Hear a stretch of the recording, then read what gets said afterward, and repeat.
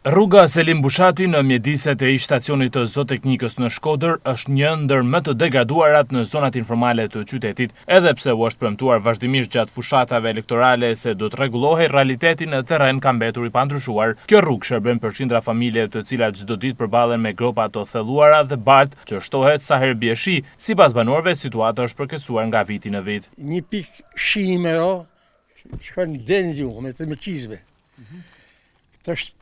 Unë kam 30 vjetë që kam marrë to. Se ka helë kush një lapat e onë. Vetën nga kanë lënë se me kanë vedhe popuj.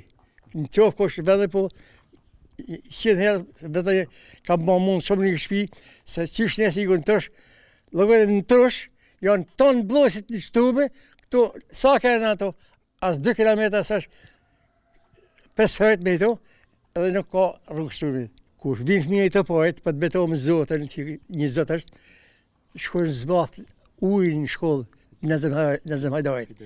Dhe me thonë, 100 fëmijë binë të pojët. Në për ujë, në për lëqë, a marë, për zotë akarim. Kur kam ardhur njeto,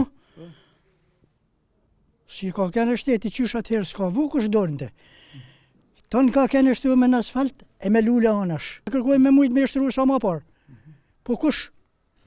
Ka në nevoj, me shtruhe, jonë, po të gjithë, bëhet uje, kalohet shumë vështirë. Në këtë zonë, vetëm investimi kryer gjatë 30 viteve të fundit ka qenë rrjeti i shpërndarjes së energjisë elektrike, ndërsa sa i përket ujit të pishëm dhe infrastrukturës rrugore nuk ka patur asnjë ndërhyrje deri më sot. Kjo zonë nisi të popullohej pas vitit 91, kryesisht nga familje të ardhura nga fshatrat e Malësisë së Madhe, por nuk mungojnë edhe familje nga zona të tjera si në Shkodra dhe Tugaxhini. Banorët kërkojnë që premtimet e dhëna ndër vite të mos mbeten vetëm pjesë e fushatave, por të përkthehen në investime konkrete që do t'u alesoni një jetën e përditshme.